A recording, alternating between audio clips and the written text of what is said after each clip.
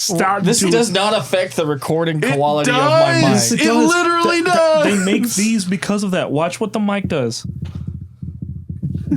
He can make his do it if he wiggles it hard enough. All right, look at the bottom. Coda, do it. See that? That's a bunch of noise I have to cut out. Okay, now watch this without me being a dick. That's crazy. I don't trust you to be able to do that for You 2.5 won't hours. sit still, though, Dakota. It's not human nature. Just, It It's is not my you human nature. No, It it's is not. so far from You your are such a nature. liar. just do what I did. Pull it back to you so you can lean back. What if? Hold on. How about we don't stroke You're the most fire-natured individual. Does Stay still. You could be like, Coda, here's free like $4. Here's like 4 $1 bills. He's like, you didn't have any twos? that's not me? That's so you. I would tell you to keep the money. And run. Keep the money and run. Here's 3 I free just large wanna potions. run.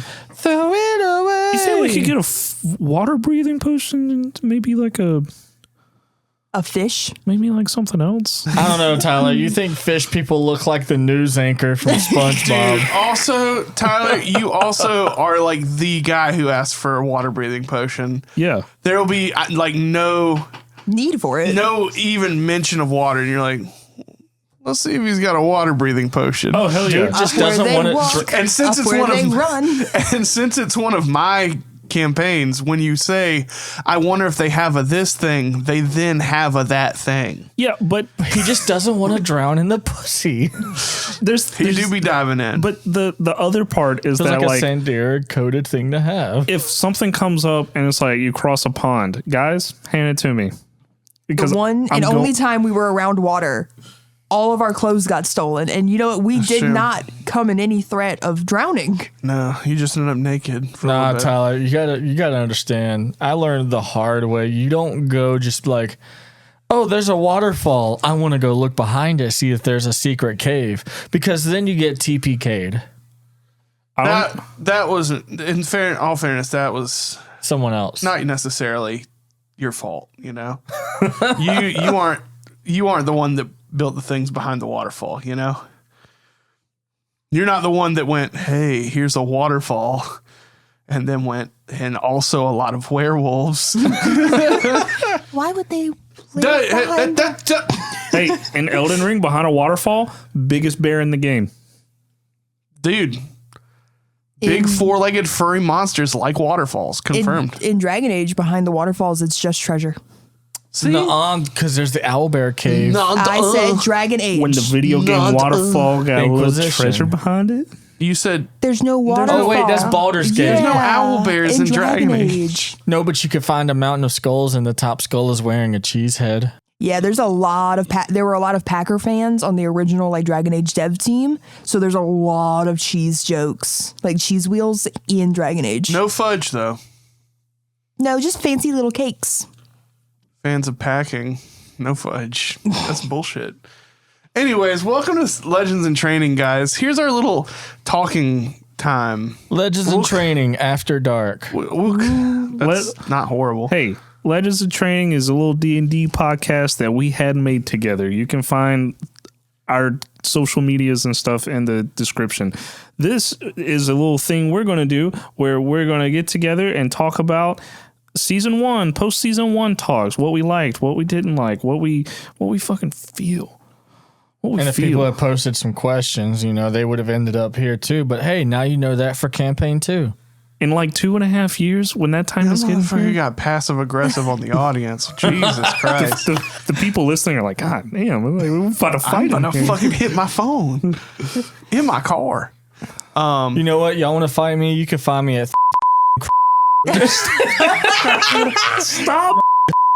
Stop putting. I'm down for a fight. Fuck it. I changed my mind. Pull up. I got 2. We're going to talk a little bit about the campaign now that it's over, and maybe some questions that each one of us has made, shoot the shit, and maybe gives a little bit of information about the next campaign coming up. I definitely need to know about the next campaign so I can pick my character. Whoa, Neat. Captain Obvious. Wow. You know what? We're going to drop little inklings throughout it. You have to guess who the next DM is. Coda has just made it very clear it's not him. You can write your answers down at any point and then see if you were right. It's going to be like Final Jeopardy, though. If you get it wrong, no campaign.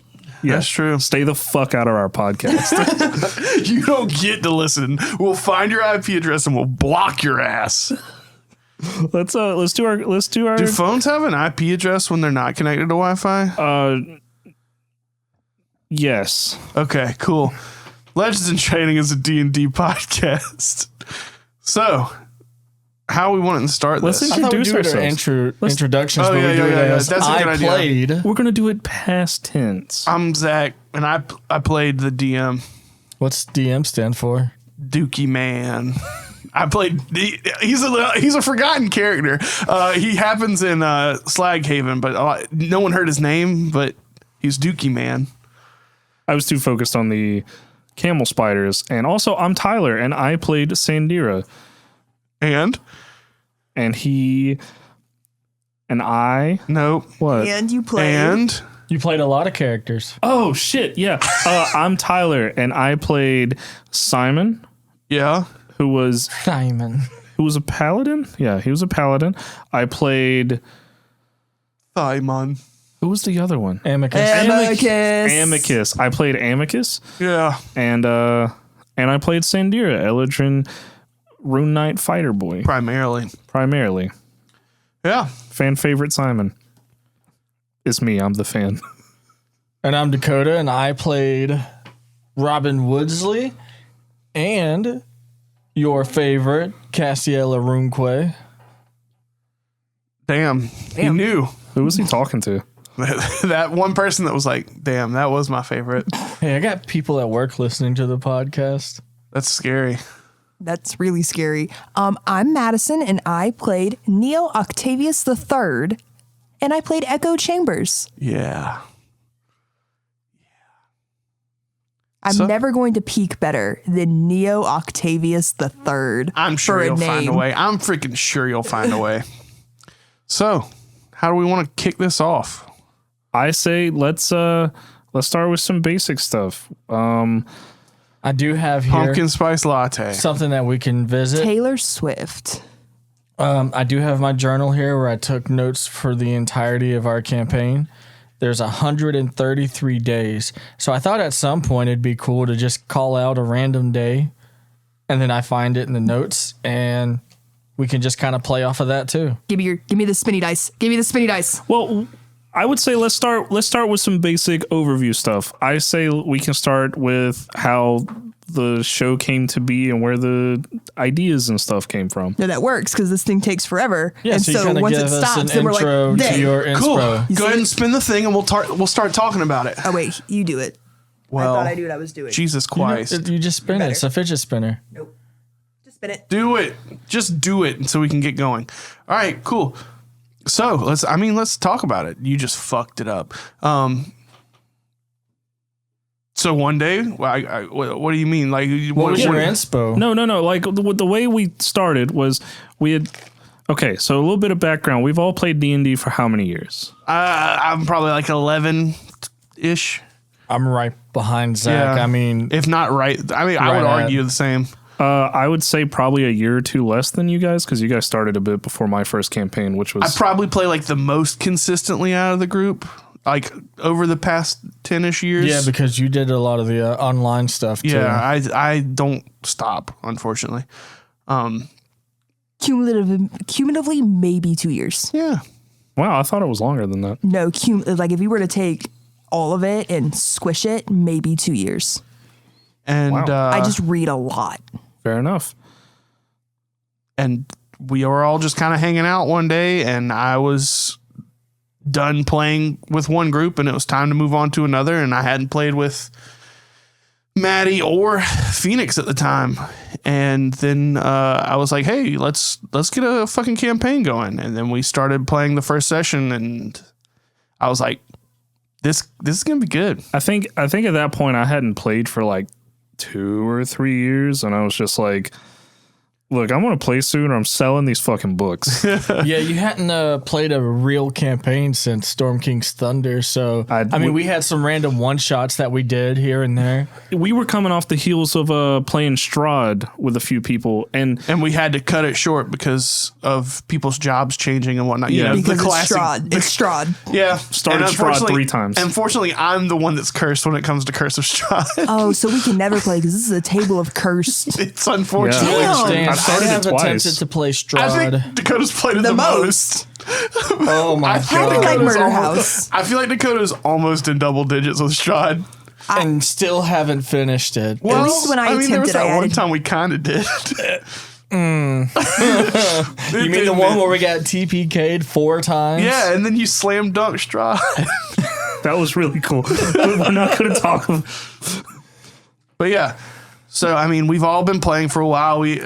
It was one of my first times, like I said, playing with Maddie, and we started playing and everything, and I was like, yeah, this is a good group. I think we should fucking document this shit. And then we started getting into it, and unfortunately, first episode didn't get recorded, but we made a pretty good move on from that, you know? I want to say the first 2 didn't get recorded. Well, because they were both technically a session 0. It was technically the joining of the party, which honestly, when we were just getting started on all this, would have been awkward to Especially record trying anyway. to record. Yeah. But I mean, I think it ended up being all right.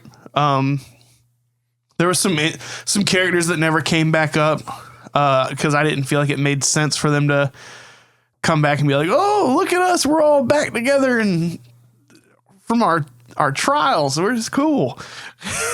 Yeah. Missed out on like a couple of little things, but once we started recording, we hit it hard, and Yeah, the vibes were good. The energy was good. We sure as fuck did not miss the Dodge Charger. Yeah, because I think the first time that we played, it was like there was a major holiday. We just got finished hanging out at my parents' place, and we were just like, let's all. It was either Thanksgiving or Christmas. I think really it was like wanna 4th of say- July. So It was in November. along with keeping up with the number of days, I also wrote the date of the sessions. You're so great. So our very first session was November 26th, which was Thanksgiving. Yep. And We played either right before or right after. It was 2 years ago. It was right after because we were at the house, and at like 9:30, it was like, And be like, oh my God. y'all want to go back to Coda's place And just play some fucking D&D? I was like, oh my god. It's happening. And around that time too, Zach was like, I'm working on an idea already. I was coming off the heels of just getting into D&D podcasts, and I'd been binging them like crazy. I was doing the Adventure Zone, and It's so good. I was about to ask. It's so good. I started with their very first campaign. It's so good. It's so good. And Dungeons and Daddies at the same time. And so I was like, I want to, like, once we got done with the first session, I'm like, I know equipment. I can make this happen. I mean, the first few episodes are like everyone's on a different type of microphone.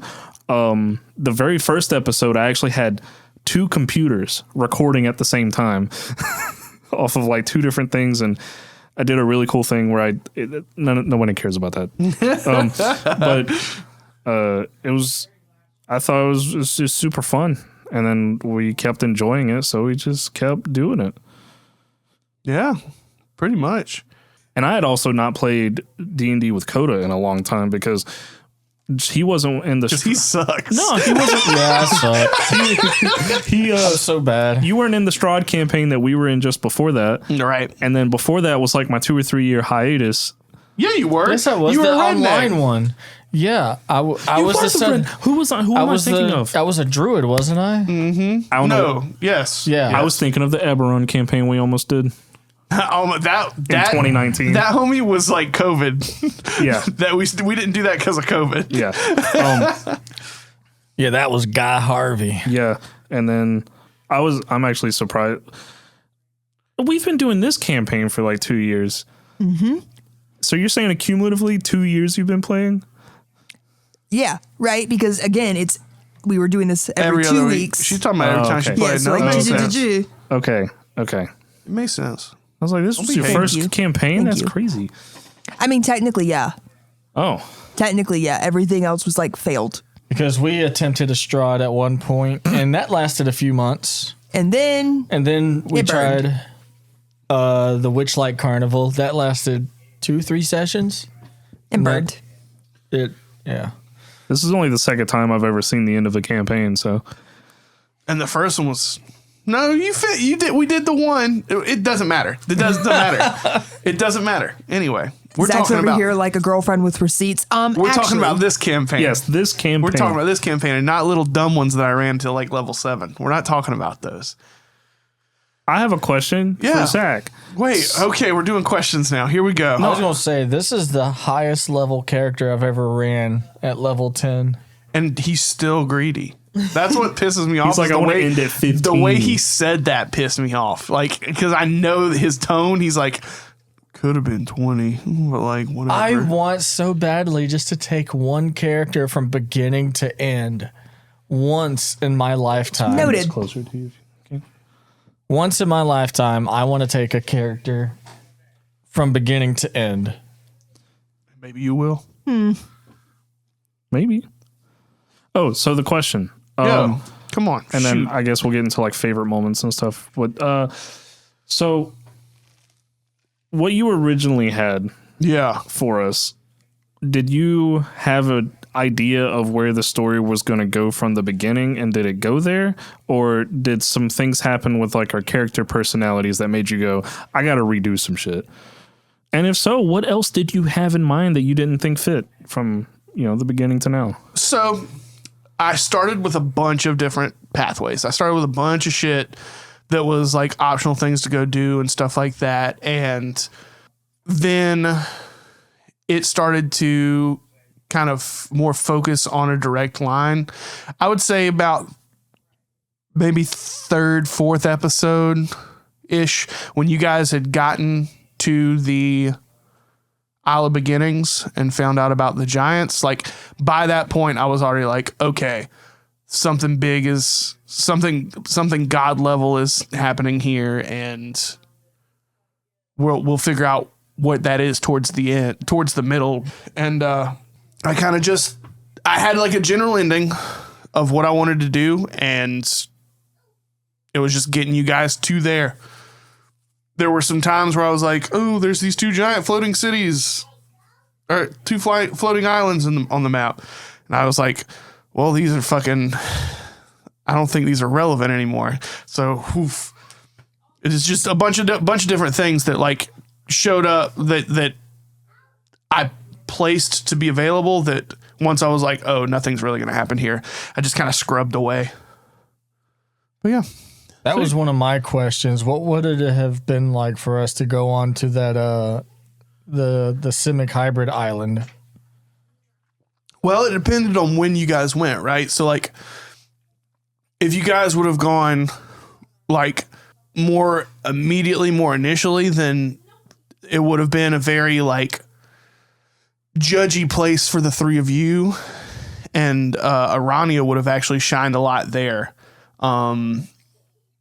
But there wasn't really a good reason to go up to that point, other than like because the spiders weren't interacted with as much as I was hoping to at the beginning. Mm-hmm. But they were going to give like that kind of trail to be like, hey, if you guys want, you can fuck off from all this and go deal with whatever's going on at the Simic hybrid place. Because that would have been like a whole you trying to stop. What was their name? Historia and Elaine. Elaine. Trying to From stop Elaine destroying- from destroying everything. So we would have gotten an earlier introduction to them. Because every time Arania interacted with the spiders, there was like always that like, there's stuff going on back home, and then, but our characters didn't know about any of that, Right. So, And it's not like there was also stuff going on for every single person, right? Like everybody had stuff going on. It was figuring out who took the reins first, yeah, whether it was going to help out Sandira's family, to going to deal with Castiel's family, to the overarching Echoes connection with their god the whole time, kind of scraping over the top, and Arania's trying to figure out like how they mesh in with the group and everything, you know? Yeah. Yeah, I think I knew where the end of the campaign was pretty early on. It was just getting there, figuring out how to get there. I didn't know yet. Was there any big missed opportunities that you feel like you were really hoping we would do? Kill one of us. Yeah, I wish you guys would have killed one of you. No, I tried. I think there were a couple of big things. Maybe what you guys did after you got back from the Isle of Beginnings, that was a big one, where I was thinking you guys would like fight or try and run from Leonidas and all the other ones while they were there. Like I understood like it was a lot. There was a whole thing where I was like prepared to like take you guys in, and then you guys would be in Thistleheim, and it was like a whole jail sequence and stuff like that. But it's okay. I gave you guys the tools to get away from them when necessary. So I will say, in that moment, it did not feel like a capture alive moment. no, I get that. That was definitely a moment of it's this or death. I get that. There was never an inkling of a thought of being taken alive. But yeah, I mean, and then there's a couple of other things, but nothing like too extreme, Right. you know? That would have been interesting to see. Just going to, I mean, other big, I mean, I guess like the other cities that were on the map could have been like other opportunities, but And we didn't rediscover the map until like halfway through the campaign, and then I'm like, damn, I really wanted to check this stuff out. but yeah, You know, something I kept intermittently forgetting and thinking about throughout the campaign every time I like got a different arm was I kept wanting to put pick locking tools in a finger. yeah. And I Okay, kept Inspector Gadget. and I like would've been cool. wanted to get in there and just have like pick lock tools to go. Why without- the fuck didn't you do that? He forgot. many- He just said. Okay. How Let's many be locks did he honest. pick? How many? Yeah, one. And that was when we got to Slaghaven trying to get into that chest.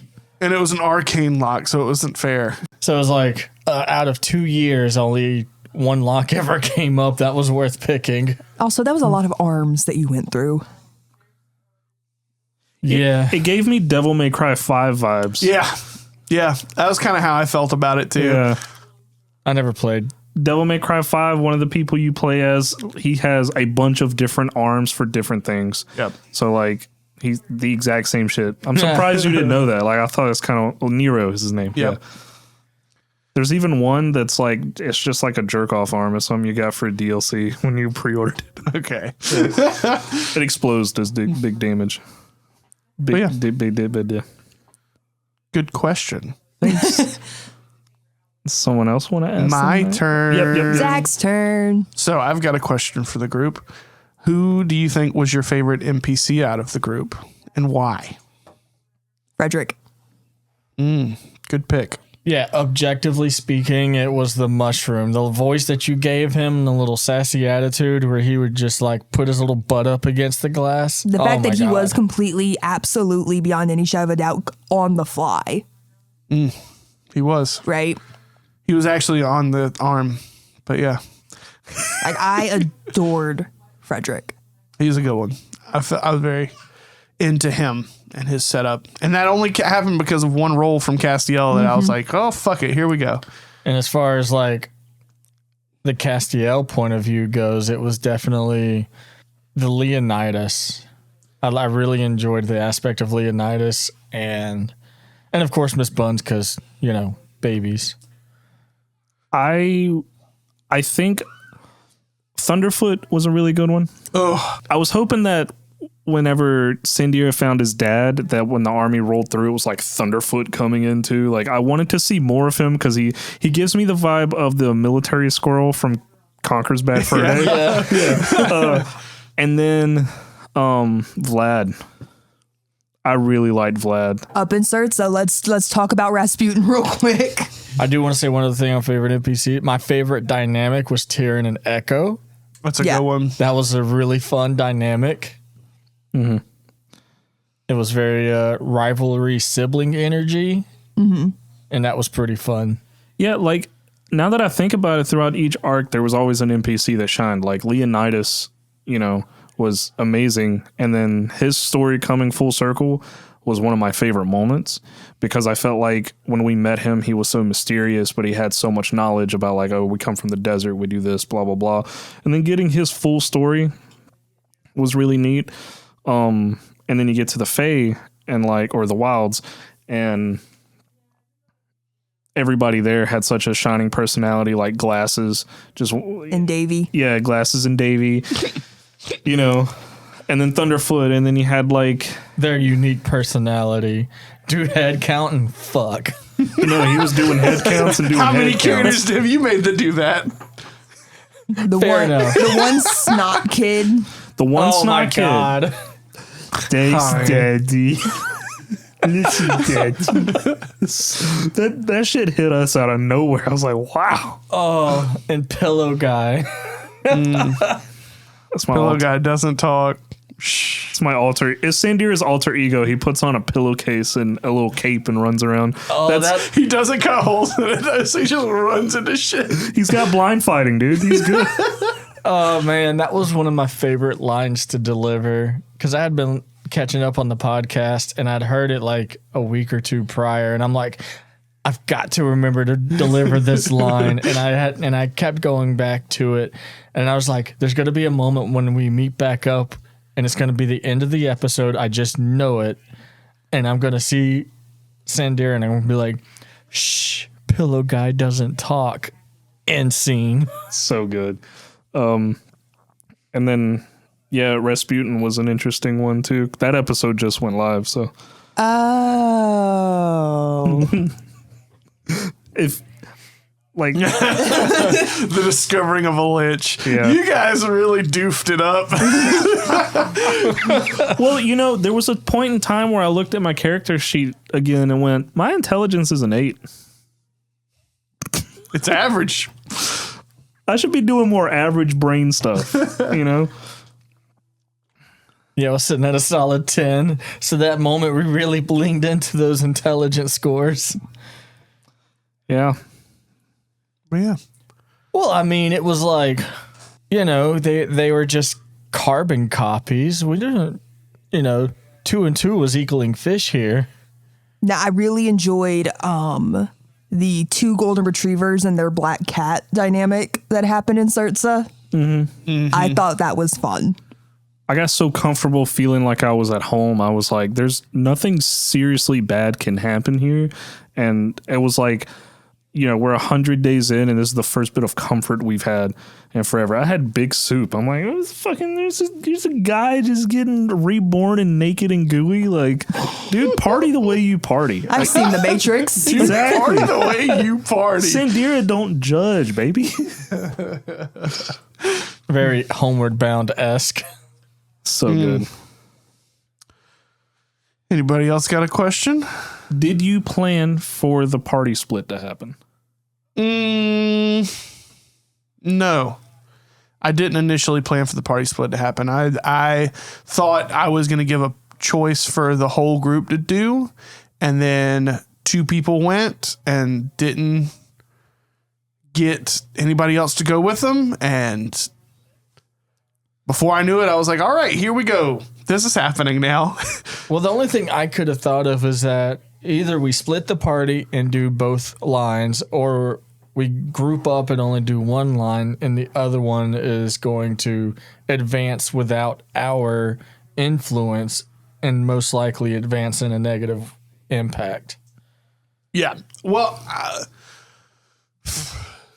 so it was basically like either you guys jump in the portal as a group, which you'd already discovered it with only 2 of you.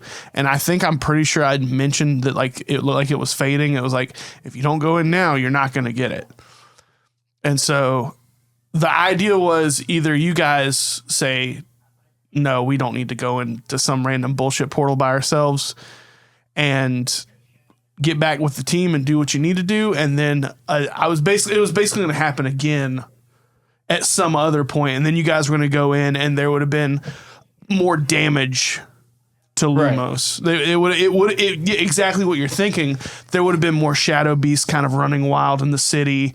The oil that they have would have been more like conserved, scarce, because they're trying to fight off these shadow demons that are from all over the place. So it would have been a lot more intense when you got there, but you also would have been stronger because you'd already dealt with Sandira's side, you know?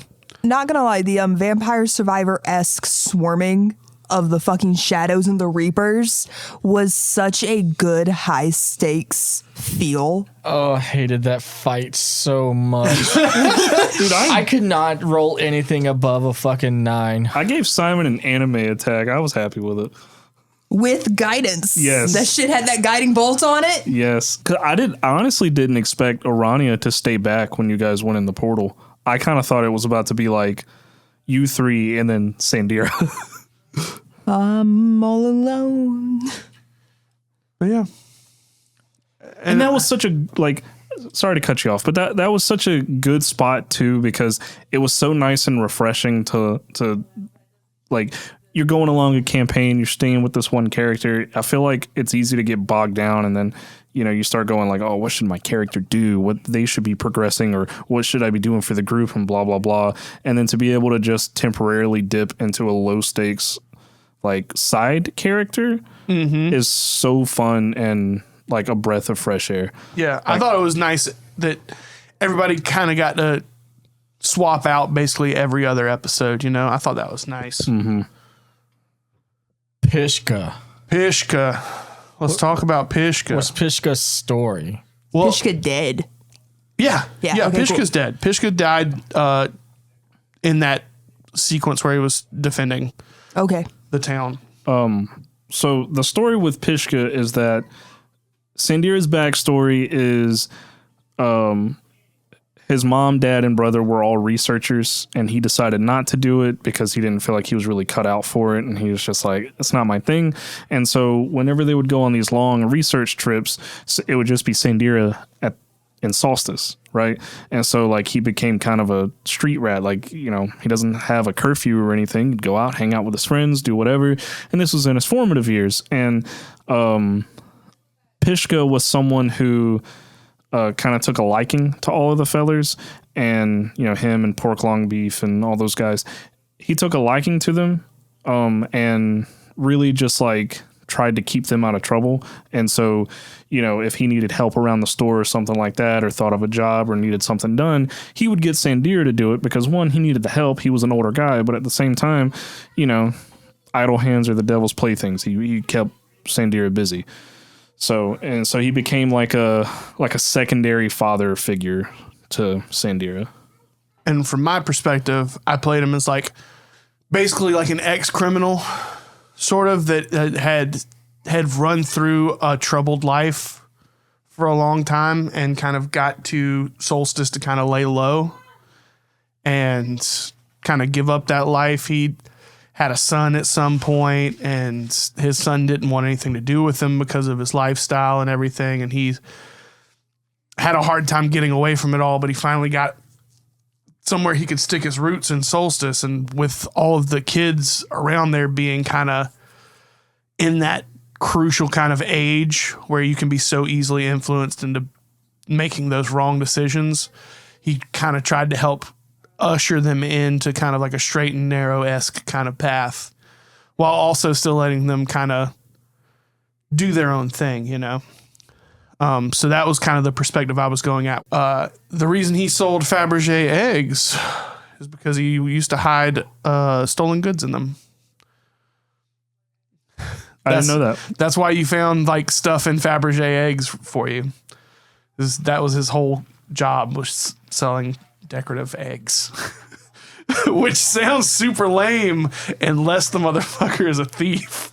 Yeah, because then back in the day, like, he's got a storefront, you see a bunch of Fabergé eggs, and With it's a like, really high price. You're Full like, of oh. Coke. Full of Coke. yeah, And you're like, oh, well, duh, no wonder they're so expensive. It's a Fabergé egg. And it's like, no, it's because it's full of drugs and illegal goods. we got fantasy fentanyl, we got fentanyl C. You know what I'm saying? Final fentanyl C. Fentanyl Central. My other thing I wanted to ask about.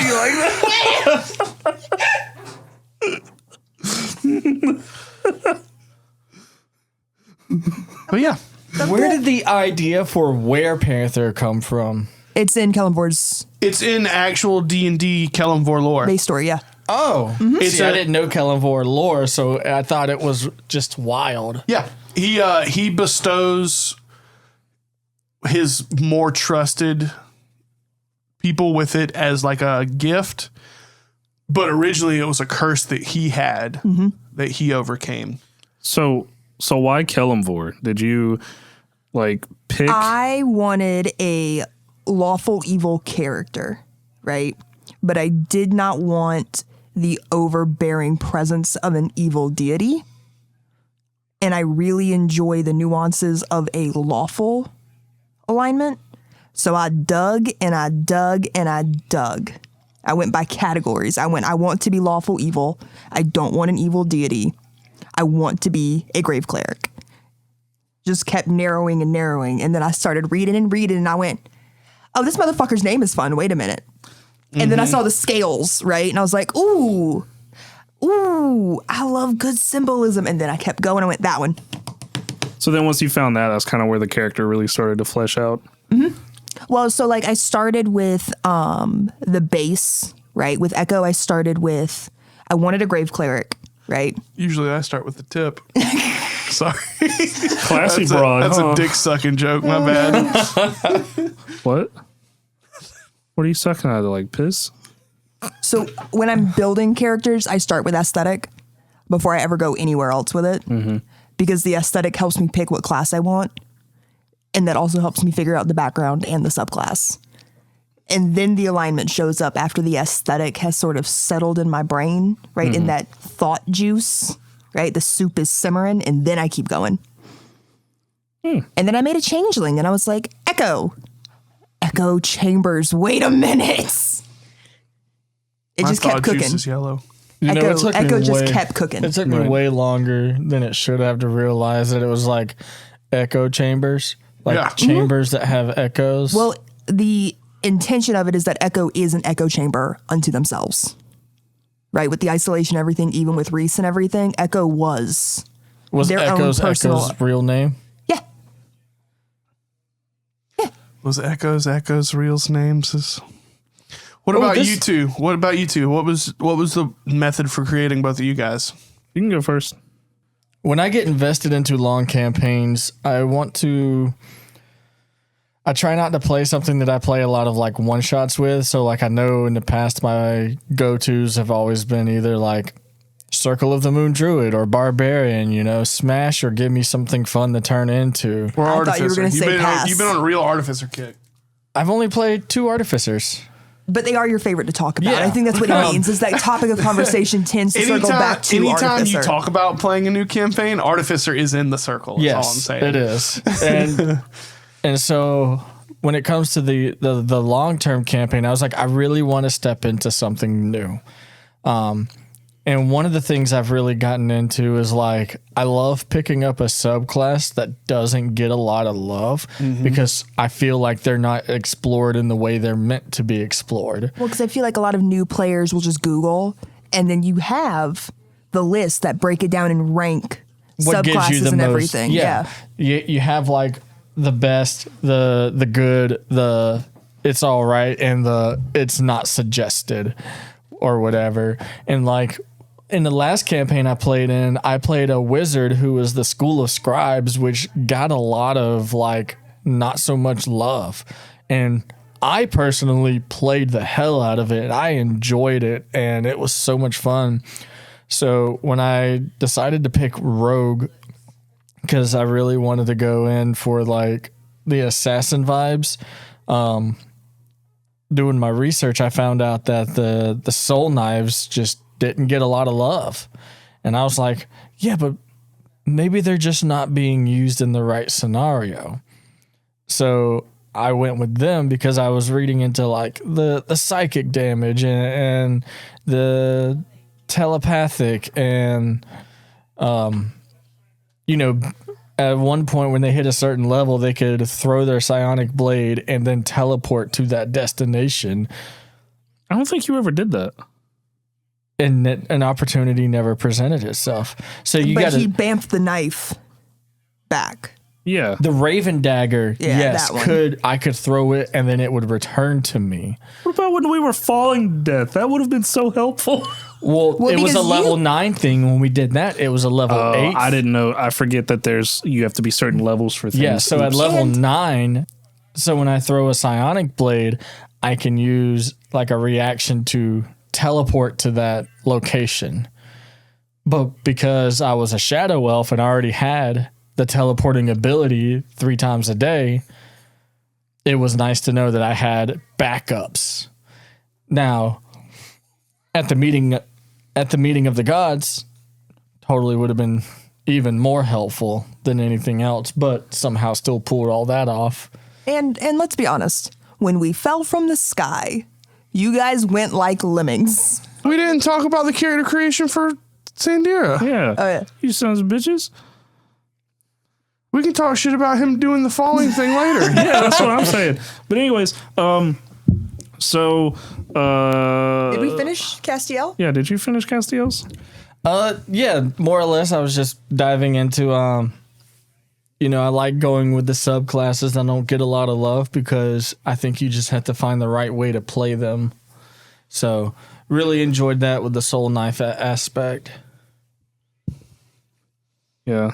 Which I think you did tragic backstory really well. I know that's typically that's somewhat considered cliche in D&D world because everyone starts with dead parents, no money, and only one shoe. Okay, but it's Oh, yeah. fun. It's fun. I'm is tired fun. of people So- hating on cliches and be like, oh But my the god, thing isn't was, it's fun. it was yes and no on the cliche, right? Because I didn't know if my parents were dead or not. We were just abandoned. And the whole losing an arm thing only came about because Zach let everyone start with a magic item. And I saw in there on the list was a magic arm. And this motherfucker's Full Metal Alchemist crack cocaine brain went, you got any of that auto mail? This homie sees all these things that are like benefits and goes, hey, what if my magic item was just an arm? Just like an arm. Yeah, okay, dude.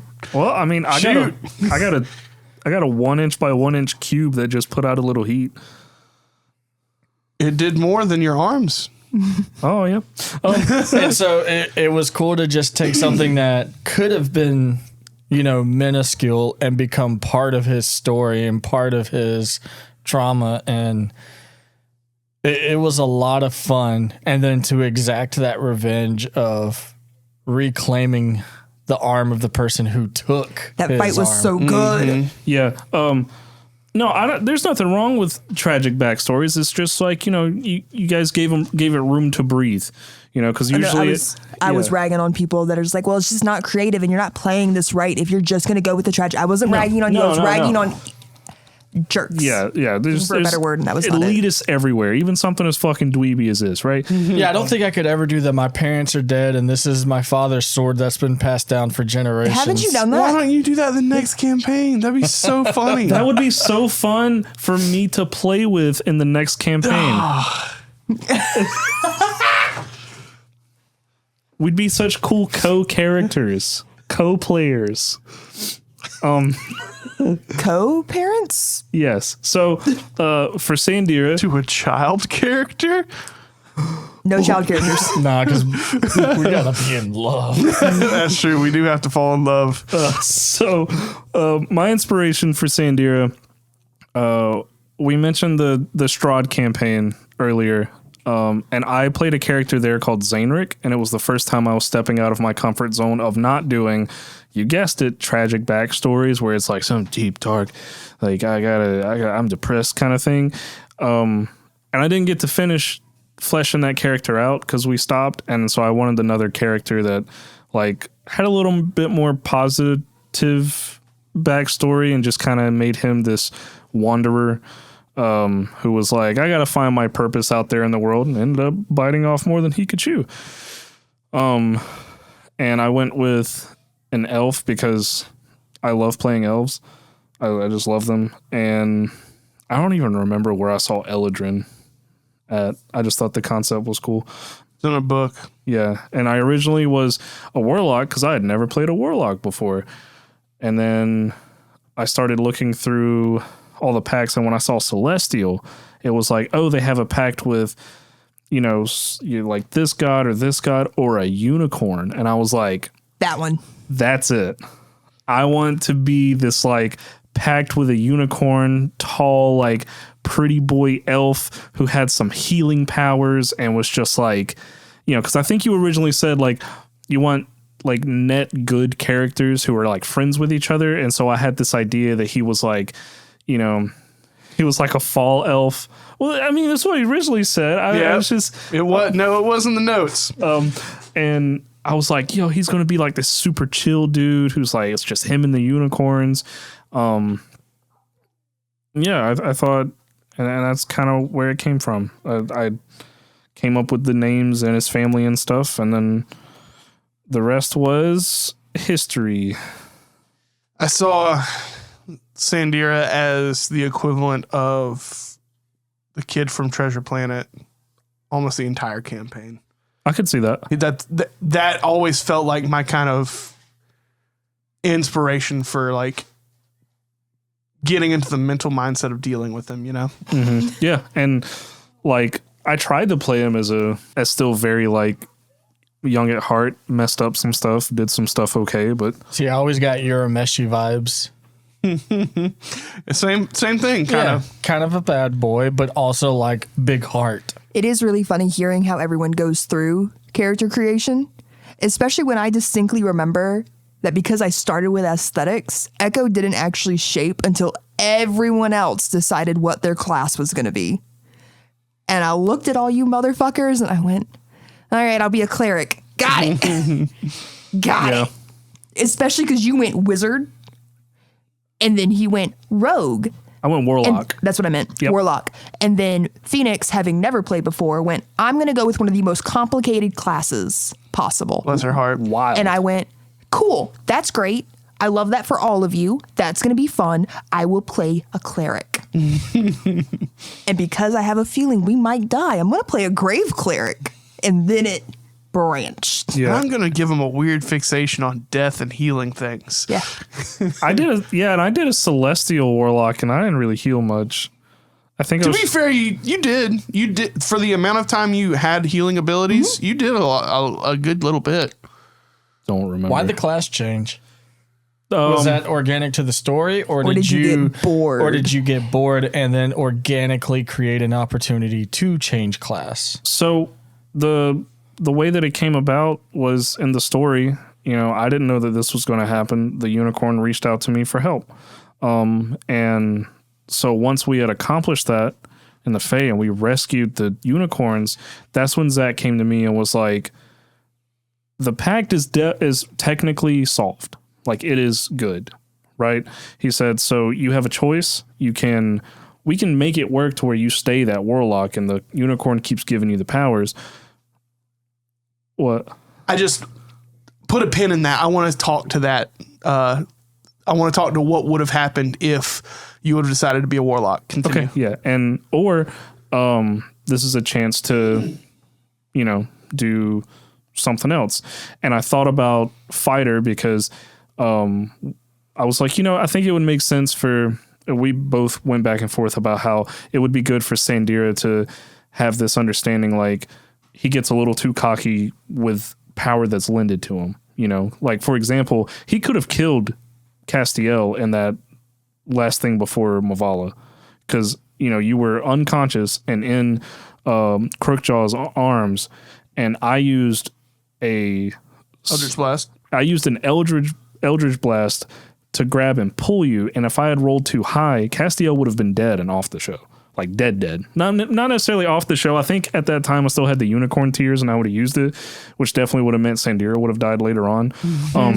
But and I think that he had this I need to depend on my own strength. I'm looking to too much other stuff. So that's when it was like, And it made sense too because, like, the researchers in Good with the Giants, and that's where runes come from. And my brother is like, we just saved the Giants, et cetera, et cetera. It's like, this makes total sense. I could spend the next few days, like, it just made sense in the story. And also, I'd completed the pact. So what would have happened if I said, no, I want to stay a warlock? My idea the entire time, it was like, okay, if he does the rune fighter, he'll learn some runes from the Giants. Cool, whatever. That's easy. If you would have continued to be a warlock and would have stuck with the unicorns, my idea was all of the unicorns were going to combine into one like deity-esque unicorn, and that would have been your new like reformed pact. You'd just be like a champion of the wilds, and your whole thing would be helping out with things in danger, basically. That would have been cool. I mean, Eladrin elves are from the Feywild. Yeah. So. And then like Kalamesh obviously would have been like the primary like voice you hear from that, but like it would have been basically all of the influence of unicorn kind like pouring into you. And that's how you would have gotten stronger right through it. Because like the whole thing of it was Kalamesh was like, this is as far as I personally can get you. But he knew of a way where he could continue to give you what power if you needed it. They would have become from unicorn to megacorn. Polycorn, if you will. Polycorn. Sorry, I'm more of a monocorn man myself. Monogacorn. Candy corn. That's my... Thanks, Coda. Awesome. I think it would have been pretty cool to see more unicorn weapons. Yeah. Yeah. That's something I would have. I think that was one of the few things on like smaller, but still could have been incremental to the story that would have been really cool to see more of, and to see it go from being used on the bad side to being more so utilized on the good side. Yeah. I felt like I gave an opportunity for there to be like a lot of unicorn weapons during the the unicorn fight, where I was like, yeah, they've got these weapons. They've got unicorn weapons they've been trying to use and everything. And it didn't feel like anybody was really taking a bite to it. And so I was like, okay, I'll give everybody like other things, and so I found other ways to give people stuff. Like I gave, like you had your dagger, and then you had like your cold sword and like other things that I gave you. And then everybody basically got their own. Was it just Frostbrand? No, it was Icing Death. Icing Death? Yeah, basically. Hell yeah. Basically, exactly. God, it took your character so long to figure it out. Dude. Oh my God. Of all the bad rolls. Fucking. Why was it a roll to attune? It wasn't a roll to attune. It was a roll to figure out what it did, per se. Like you were already attuned to it, and like the effects were all going on. But it was more of a how to connect with it. Yeah, it was you connecting and optimizing those abilities. Basically, you going, oh, now I know how this works and I can do this. Basically, it was going to be like you get to the point where you fight some kind of fire or something, you would have like discovered it, naturally. Kind of, that's kind of how I wanted to start going with Magic. I didn't want to just be like, here's all the properties of it. You know everything now. Oh, man. Mary, do you have any questions? I like chatting. I'm just chit-chatting. Okay, yeah, just making sure. Also, I got a question. Yeah. What is a caravan? A caravan is multiple carts traveling to the same direction in a group. So you wouldn't call just one of those carts a caravan. Right. No. Not everything would be a caravan. The entire group would be a caravan of carts. A singular is just a cart and ram. Yeah. That was awesome. I know one of the carts was one of the caravans was one of the caravans was carrying all the Caravan tools and items necessary to make more caravan. portals. Was there anything else in those carts that we just blindly just did not go look at? I mean, that was worth mentioning. They're like, ooh, they didn't actually go look. The entire purpose of the caravan was to deliver those goods to the Isle of Beginnings, right? So it's like, other than that, most of the carts were just supplies to help get you to that place. Because it was The like supplies- a 5-week trip. Yeah, supplies for repairs, supplies for rations, like One of the carts was carrying enough materials to build another cart. basically, yeah. Honestly. Yeah, When you said what were the caravans carrying, and I said caravans, it's not not far fetched. Gosh, I wish there was I could never find really an organic time to explore it, and I didn't want to like come to you to shoehorn it. I was gonna wait for like a better I wish you'd just opportunity. come to me more, dude. I know, Just really blow that load. but because of how like people ended up in the hidden daggers, I really was looking to like run into like more hidden dagger members to see if I could get them to flip Yeah. and possibly get double agents, but everything was just so tight knit after shit hit the fan with the Isle of Beginnings. Yeah. It also organically made sense that, you know, if there were any weak soldiers, they would have kept them closer. Exactly. And they would have their whole thing was they were mentally manipulating normal people, you know, like they Right. Oh shit. Like the only one that more or less happened was Larry. So I was content with the fact that one happened. Yeah. Because like I said, every opportunity they were already like manipulated or changed or brainwashed, and it was like, well, you know, there's never really anyone Castiel was close to. And also there was a whole I was trying to get you to try and mentally link with those people. I was trying to get you to take the bait and mentally go into the same place where Bahamut was, to have that interaction where you were basically mentally fighting him off. I was fucking putting those breadcrumbs out for so long, and you'd just be like, well, fuck, I can't do I'm anything not hungry. with this I'm guy. not a bird. You're like, I can't do anything with this guy. Fuck him. And I was like, all right, yeah, no, that's fair. Well, to be realistic, the only time that Castiel actually got close to any other Hidden Dagger members was when we were in the hideout in Slaghaven. Yeah. Because Robin Woodsley was the one who was there assisting with Robin the unicorn, Thicke. with the unit rescuing the unicorns. Mm-hmm. There might have been one other opportunity at the castle, but no, the only ones that were really there were some there. Yeah, and there were some in the what the fuck is it called? The Shadow Plains? Yeah, that's what I'm talking about. Where we took on the castle. Yeah. They were all over that. Yeah. Speaking of fighting in the shadows, before we killed Crookjaw, I believe it was, he said, "You've lost a powerful ally." Right? Mhm. What do you mean by that? Well, Crookjaw never wanted to lose Castiel.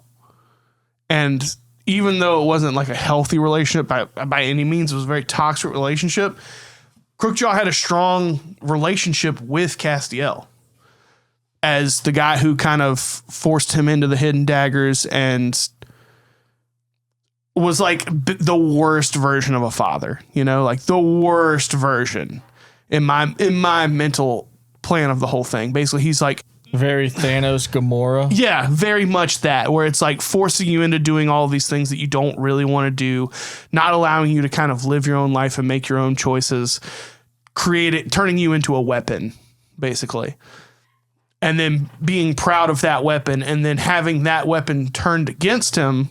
He didn't want that to happen. He wanted to have enough. He thought he still had the power in him to sway Castiel, manipulate Castiel into coming back around and working together. You know? But Castiel had a support system. Yeah, no. And a couple more levels. Yeah. His sister was the only thing that kept him like, you know what? If they want to use me, I'm going to use them back. I'm going to let them turn me into the perfect weapon, and then I'm going to use that weapon against them. Yeah. And his sister was the only thing that drove him, and what really drove him over the ledge to leave was the sister disappearing. Exactly. And it's not like he wasn't saying that he lost like Crookjaw as an ally. He was talking about Bahamut. Because at that point, it's already kind of revealed that like... Right. Okay. There's already ties with the demon. Okay. The demon, devil, demon. They're the same thing in my world. Let's see. What was everyone's favorite epic moment that their character did? That's what I was about to say. He stole it from me. I like the part where, like 3 seconds ago, Coda asked that question. Best part of this series so far. Best part. It's hard not to pick a thing that you did, right? That's what he said. I think That was the question, right? What was your like personally like what was your What was your favorite Echo character's- moment? yeah, What was that your was the question. what was your My- favorite Sandira moment? my favorite. Hey, in fact, go ahead and make it all 3. Okay. Favorite for each one. Ooh. My favorite Sandira moment. Let's see.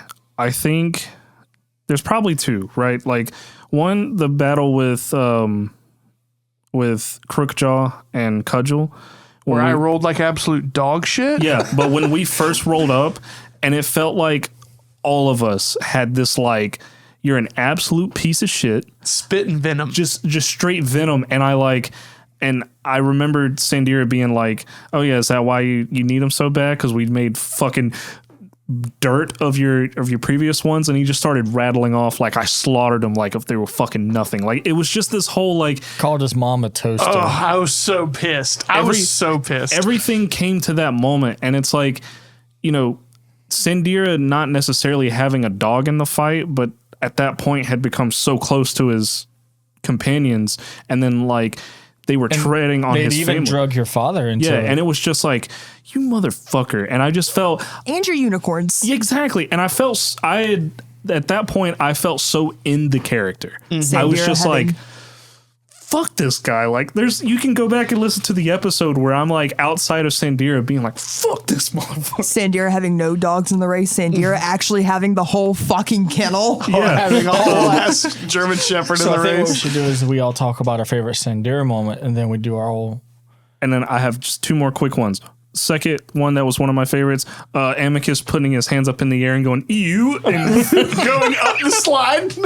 you can hear everyone just like belly bursting laughter in that one. And then other favorite part, whenever Larry took us all to the jail, and the whole thing that got the giants all like, you know, rattled was when he did the face step, and he was a winter elf at the time, and it all came down to whether or not the giant passed or failed the saving throw to become frightened. Mm-hmm. And it was like, and it just kicked off this whole series of things. I felt like that was the most D&D shit I'd ever done. Oh, yeah. But yeah, go ahead. My favorite. Okay, we're character by character, right? Yeah, I So we're on figured we'd Sandira all, first. we all do say Sandira. And then we'll move on. Okay. Cool. Yeah. Yeah. That I works. get a that turn works. too. Yeah. Of course you do. Of course you do. Why wouldn't you get a turn? That's the 3rd time, Zach. Shut up. It's him. Get it together. I think my favorite Sandira moment was. Let me think. I had one. It was right there in my head. Was it the Ramirez? Honestly, yeah. Actually, it was. Was letting we've talked about that Sandira one so many times. was letting Sandira think that he just made the Remoras like gone. Was that yours too? And we never corrected it. It never got brought up again. Nope. It never circled back. Just turned around. I was kind of until- expecting Sandira to like go brag, talk shit to Tyrion, and then Tyrion being like, "No, you fucking didn't." I hit it. I hit it so Like, I thought hard. it was I gonna feel be like, and I feel like Echo would take that to the grave too. well, because it's just not worth it, right? So he would go on But it was centuries all I could thinking see this. in my head was like the Sandira and Tyrion conversation happening, and Tyrion looking at this lovely bubble, right, and going, That's funny. forgot about that. You go. You go. You're a player. I'm DM. You go. No one's DMing. I'm DMing right now. You go. Favorite Sandira moment. Honestly, my one of my most favorite laughable moments is that there was 2 instances between Castiel and Sandira where each of us were knocked out at one point, and then we were trying to bring each other back to consciousness, and we both instinctively punch the other one in the face as we wake up. We're like, yeah, smack. I think you guys learned that from Echo, unfortunately. I think that was just bad behavior being mirrored. No, it was like right there at the beginning. There was a time where I think I was waking you up and you're like, I get so surprised I punched Indira in the face, or the other way around. And then like literally like a year later, Sandira's unconscious and you do it back to me. Oh, shit. Oh, man. It's like it came full circle. Whenever I got the cloud rune and every time someone got something new and I was like, dude, hit me. No, dude, watch this. Dude, hit me. Wait, I take that back. I take back my favorite Tyler character moment. I take it back. What was your favorite Tyler character moment? Simon dying. And I mean that in like the best way possible. Yeah. I scrapped It was my a original very, answer. very Simon epic Diamond. moment. Simon dying was like Simon Diamond. such a good Yeah. moment. And I understand that you guys like coordinated it, but it was still just so good. Yeah. We kind of had a series of events, but I was like, bro, give me a night with Castiel's sister real quick. I got some sweet ass shit to say. And it was so good, man. That was It was. I think my favorite Sandira moment is his inability to play pan flute anything short of perfect. It was one end of the spectrum or the other. The fact that he consistently only played pan flute good is absolutely insane.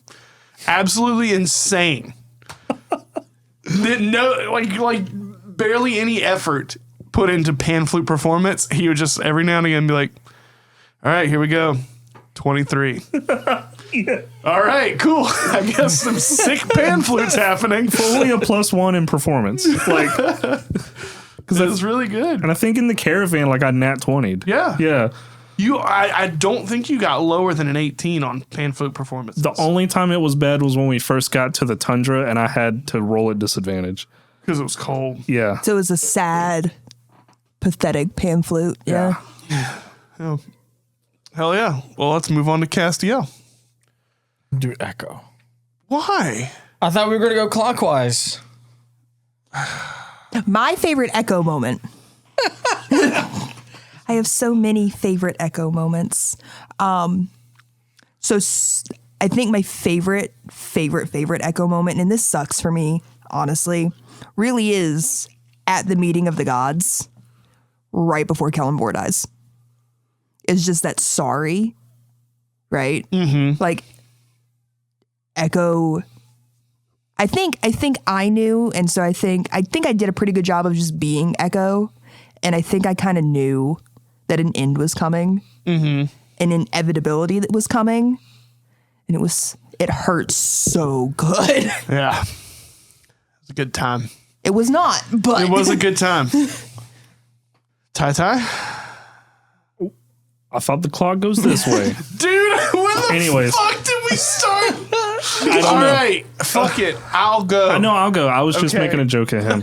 I think my favorite Echo moments were anytime the character was sort of humanized in a way, because like I really enjoyed Echo's story. It's just, I don't want to say it's just like there's something bad about it.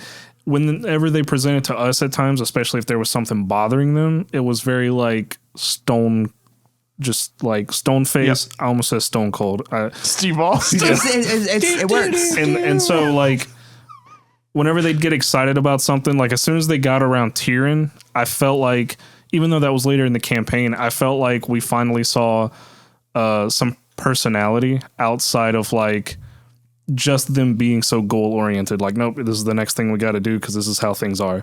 And even before then, like whenever we got to Sirza and kind of became that like sibling energy between the three of us, it was so cool seeing them go from like a very stone cold person to like flourishing a little around us, at least. You know, we got around other people and it was just like, no, you know, just back the fuck up. Very stoic and rigid. Right. But then when it was just like us three, it became this more fluid thing. And I'm trying to think about what was the moment that kind of made Echo decide like, I'm kind of stuck with these guys and I think I like them.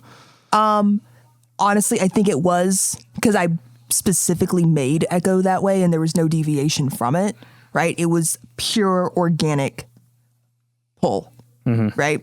Because like with Reese has been around forever, right? It was definitively exposure therapy would be the best way to explain it, right? And for a majority of the campaign, it was the fact that we were goal-oriented and so consistently proving time and time again that we were going to stay goal-oriented, right? One Echo over. Does that make sense? So it wasn't when I saved you from going into the hole of the earth whenever the continent was splitting? No. When you fell and I swooped down and got you? No. That didn't do it? No. Hey, man. Hey. Cool. My favorite moments are definitely going to be based around like fun stuff, funny stuff. But it was Echo meeting Jason Dom for the first time. Yeah.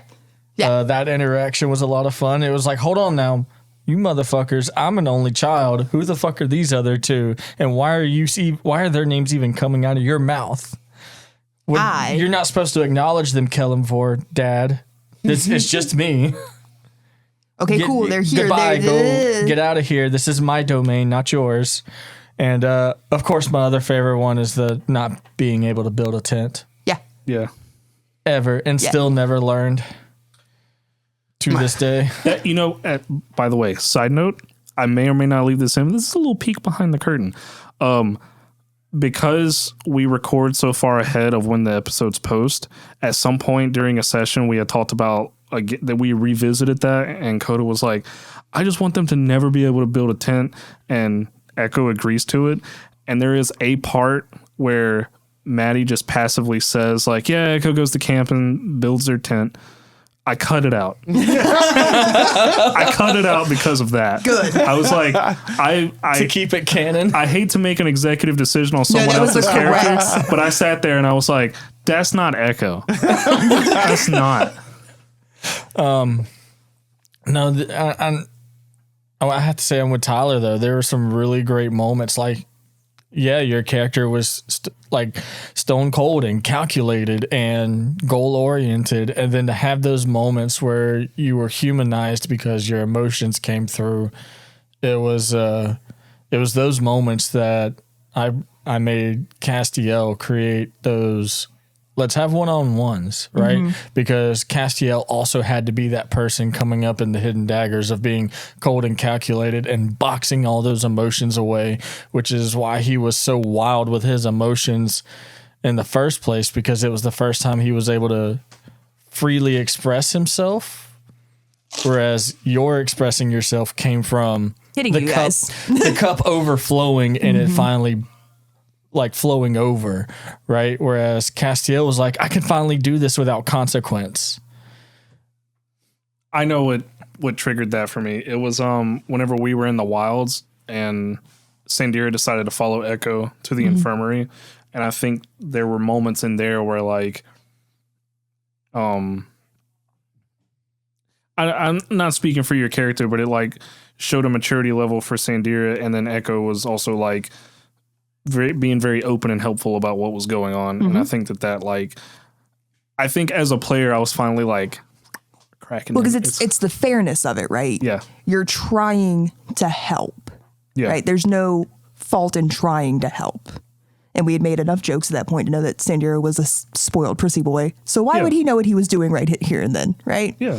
It's important that you're trying to help. And that's when the celestial stuff came into play. And I was like, no, I can heal. Watch, And I think that's where they bonded at, where it's like, oh, he is more than just a useful idiot, Yeah, because y'all had worked like more or less 18 straight hours and just straight healing and bandaging and all that. Yeah. And Echo passed out on a cot. Yeah, and I didn't pass, and I passed out after you did. So I was like, Sandira was going, I'm gonna do this as long as they do. I have two. I have three actually. Aw. The funny one is anytime Echo partook in drugs or Yeah, alcohol. Yeah. That's my funny one. It was just really funny to be like everyone else is just like, yeah, I get drunk or something, and Echo being like, yeah, I get fucked up, and completely changing character for a moment. Pizza rolls, high beanbag. Oh, yeah. The pizza rolls. Suddenly they wanted to talk to us like a lot. Yeah. Oh my God, guys! I'm like, what the fuck is this thing? It's a fucking gremlin. And then the two like good parts are after the caravan thing where it's Arania and Echo grilling Sandira and Castiel about like, we should have just fucking killed those dudes and not wasted our fucking time. And that kind of moment of the party being like, what way does this moral compass teeter towards between these four? And then talking to Sandira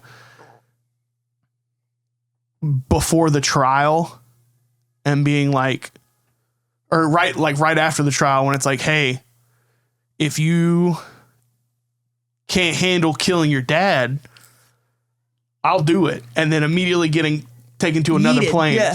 to another plane of existence. Yeah. But like the very few times where Echo understood that like they were the stoic, rigid part of the party and were like, I'll fucking kill someone. I'll do it. You don't have to carry that burden. I understand that it's a big mental strain on people. I'll fucking do it. Yeah. So those were like my bigger Echo moments. Like if there had They been were one really point good. where we went to like a tavern or something and like some jackass was like ribbing on everyone, you want me to kill that guy? Oh, and the scene where Kellenvor is in the bathroom and is like falling apart. Oh, the hug. Yeah. That's a good one. And then he like snaps his fingers and gets cleaned up super fast after being this whole big dramatic like stuff's going everywhere, and then everything goes. Yeah. I feel like Kellenvor was dramatic on purpose. Yeah. That's what he was. It's important. You got to counterbalance. Had to keep it balanced. Yeah. Uncomfy chair, comfy slippers. You know, you get the two. Rude little shit for a child. I'm the fun dad. I enjoyed that there was a reoccurring shower scene. There was like bathing in the river and then bathing in the shower, and then it's just a group shower. I love the More group people shower. just kept coming Dude. in over and over. And By the way, side note, everyone here who purposely just kept trying to get me to play 3 characters at once and Yeah. then slowly make them talk to each other, fuck you guys. Why did you keep doing that? Well, you were playing on your Switch. I wasn't forcing you, dude. That's just how it happened. I can't There help wasn't that it worked anything that going way. on. We gave you something to do. It was enrichment time for the Yeah. voices in your head. It happened at the shower. it happened at the volcano. It happened everywhere that he had characters. It's like he Yeah. made 3 characters that were all about talking to people. Could never get Robin and Castiel to talk to each other. No, I did. I made it happen. Tried. I made it. Yeah, for like 2 sentences. Yes. Unfortunately, Octavius and Robin Woodsley were in the same room, Yep. which meant that Robin and Octavius were just going to talk to each other. Yep. Yeah. All right, Castiel times. Man, I think hands down my favorite moment was the finale. I fucking knew it. It was she's about to cast fireball. All right, I'll take all the damage. Talk about some D&D shit. Yeah. Some real like D&D. Because Zach forgot he gave me this really cool sword that makes me immune to fire damage. And as soon as he was like, And so I Which was is like, crazy because you would think throughout a whole campaign of what kind of damage is it? Yep. That's weird. You think after a whole campaign of that. yeah. And so it was the moment where it's like, if you attack her again, she's going to throw this fireball at your friends. And I was like, could I use my bonus action to bamf in front of it? He goes, yeah. he's like, but you're going to take all that damage. Explaining the finale. Very last the episode. next episode of the finale. Play by play. And then it was just like the moment of I'm looking you in your eyes. I'm looking Zach in your eyes. and it's like, I'll take all the damage. He was like, bet, motherfucker, you're going to take this fucking damage. I was like, bet, roll the dice. And Not he even rolls it, and I like- go, doesn't touch me. Then she killed herself because I was in close range. Yeah, you were like, I want to get 6 feet in front of her, and I went, that means she takes the damage. Yep. Yeah, that was good. That was It was very And D&D we're show. both over there fucking ragged from over taking there on fucking Baphomet. One of you right? had already gone Yeah. down and gotten back up, I Echo. think. Yeah. yeah. It was a rough time. I was swinging, and That's right. One of y'all's death wards popped. I think they both did. Yeah, they both did. I was doing a swing, second win, swing, second win. But I mean, you just heard that episode, so Exactly. Another fun moment was the Miss Buns moment, because we were literally just told not to. But again, Castiel had just been like, Horny. not even that. It was just the first time. Horny the fuck. It was just the first time Castiel had ever just felt something genuine and vulnerable since his time with the daggers, and he just completely let it wash over him and take over. So your favorite things were catching a fireball and fucking a rabbit. Sick. Tyler. My favorite Castiel moments. I really wish we would have come up with a combined attack. That's not a thing. You didn't. You just said a thing and then proceeded to not do a thing. I think the early dynamic of Sandira being like a little street rat and then kind of teaching Castiel a few things socially, and he was like super rigid and awkward at first. The Sandcastle duo, whenever we would share a singular brain cell, there's so many moments like that. Sometimes you both just didn't have it at all. Yeah, there was plenty of times like that. I felt like once he got to the shadows, Castiel got like a confidence boost, because he's like, oh, okay, well, I found my sister and stuff, and there's all these things that I really want to do. But like the big confidence boost after the shadow realm, and then So a lot of that was the finally enacting the revenge. You know, now that he's dead, there was that shadow wasn't looming over him anymore. There was nothing that could stop him. I also think that it speaks a lot to his resolve that like during his fight with Crookjaw, he went down trying to kill him, like went down killing him, and did or Cudgel, whoever it was, did the final attack on him, and like then Cudgel died. was the hot one. Yeah, it was You know. Crookjaw. Yeah, Cudgel That's was the one that was holding you. That's how I keep it in my head. Yeah, and so I think that was one of my favorite moments too. Was just like that unending resolve. Like, if I'm gonna die, I'm gonna take you with me. Being a dad, promise in the wilds with the little kid. The arm. You made a promise in the Feywilds. And you know what? He got that fucking arm. Yeah, he did. And he gave it back. Oh, Right at the end. so That cute. was so good. Oh, that was such a good one. I really enjoyed all the Sandcastle moments. I like, if there was just more, like, biggest complaint, Crumping in the club. dude. Whenever I can't even talk about it because it wasn't recorded. Yep. But like the very first time we all played, Sandira takes Castiel to Solstice, and they fucking dance the night away, and it's so cool. But yeah, you can't reference it. Yeah, because it just didn't happen. Yeah, it didn't happen. That's crazy.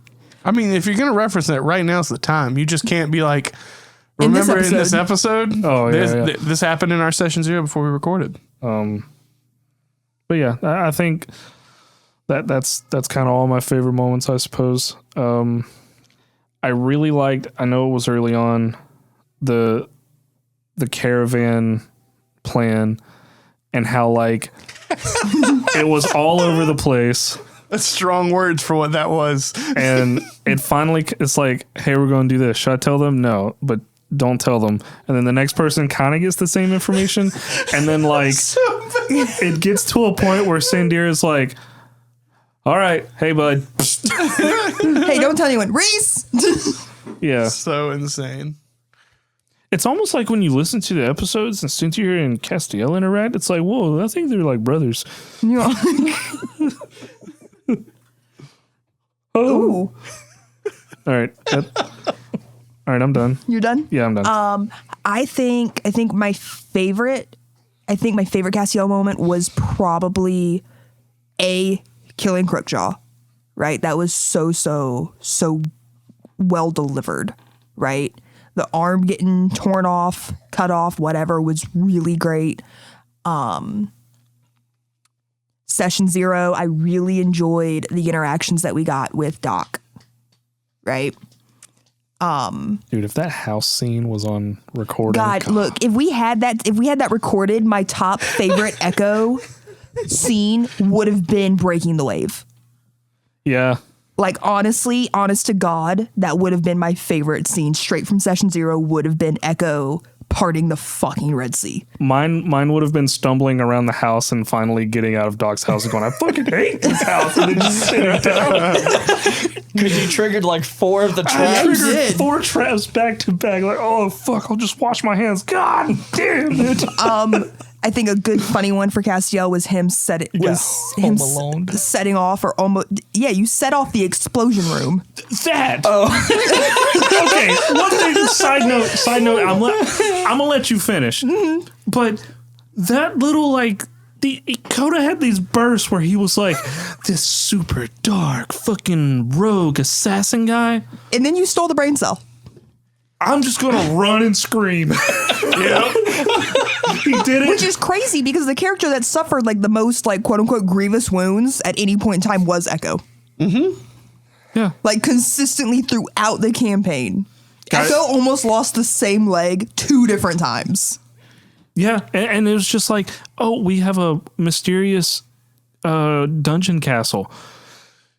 Fucking Castiel's running as fast as he can. Oh man, it smells weird in here. I'm gonna go in here and fucking light it on fire. Like, I love that about him, you know? I did too. I thought it was really, really great. Anything, like I enjoyed Sandira and Tyrion quite a bit. I particularly did enjoy every time Dakota remembered that he had a psionic bond with his sister and went, ring, ring, bitch. Ring, ring. You can't hang up because I'm in your head. Answer the fucking phone. I think some of my favorite Castiel times are probably going to be the jazz room with the Lord of Shadows the first time, where it's like his first time kind of feeling the responsibility of being like a champion and having like that really good conversation with him about what that kind of meant for him. His moment with his dad, kind of figuring out that his dad's alive, and like after finding out his mom was alive and not being sure about what was going on with all the dudes from Lumos or from Noctis, excuse me. And Dakota's desire to be so like anime towards the end of fights. That was a big thing. Like he's like, I'm fighting Crookjaw. I've got to make the back half of this as anime as possible. Yeah. He's fighting the time where you guys fought Crookjaw second time with the Dodge Charger and everything. And he's all like, I got to make this as cool as I fucking can. And the dice sometimes not wanting to agree with him. But the classic, that's all I got. And then truly showing what I feel like is the definition of like what a chaotic character is, where he would switch from this lawful person running off of everything he knew in his brain to switching to somebody completely running off of emotion, completely just fuck it. This is what I'm focused on now because my heart won't let me focus on anything else. Yeah, I mean, it was a lot of just when it was go time, he switched to assassin mode, and then when it wasn't life or death, it was that emotion kept bleeding through because again, it was never released, so it was hard to control. Mm-hmm. I will say this. That moment where when it was Amicus, Echo, and Castiel going through the alleys and stuff, and Amicus killed that guy instead of just knocking him unconscious. If it had not been for Amicus' relationship with his father, Castiel would have killed him right there. Castiel would have fought him right there. We don't know what would have happened. There would have been an attempt to kill him. Yes. The part was always weird to me. Weird spot. Yeah. It was just weird. Had a couple of weird spots, you know? Yeah. Like me doing 2 bonus actions in a lot of turns. I did that. I don't know what you're talking about, by the way. Doing a face step is a bonus action. Yeah. And there's plenty of times where I face step and then at the end of my attack still use bonus action to hit. Yeah. Okay, I gotcha. But there's also times where I did the face step and then worry about the fire damage either. So it's like whatever. Yeah. I almost feel like we never did the face step with the fire damage. Except for setting the shack on fire. It felt like you never did face step Except to be cool. around people, you know? I felt like I was never in a position as like a big fighter with all this like stuff on me. I never felt like I needed to get out of there. Yeah. So Favorite Zach moments. favorite Zach moments. My favorite Zach moment is A fucking classic. or the when we were ending the episode where we snuck onto the airship, he's like gift from God. There are crates big enough for each of you. For all of you to fit in. Yeah, so No. oh, go ahead. No, I was just gonna say, but genuinely though, it was how well you role played really hard emotional scenes. No matter which voice you had to pick up, you leaned into that emotion so well. Whether you were playing Kellamvor or you were playing Crookjaw or Frederick. I mean, your range was phenomenal, and there were times that it just pulled emotions out. That was great. And even with Pinder Aldar, like, phenomenal shit, dude. Like, let's discuss how Reese died twice and I cried both times. Ugh. By the way, when it comes to the enemies, I always do like custom effects and stuff in the episodes for them. So anytime you've heard Crookjaw, Cudgel, Bahamut now, anything like that, I always do like a big custom effect thing for it. So if you want to listen to it and get a different feel for like how it comes across, like you can always listen to the episode. No, that's me doing it naturally. Like when you voiced a bad guy, man, I fucking hated you because you just leaned into that voice, and I'm just like, I can't wait to fucking kill you. The fucking Crookjaw voice.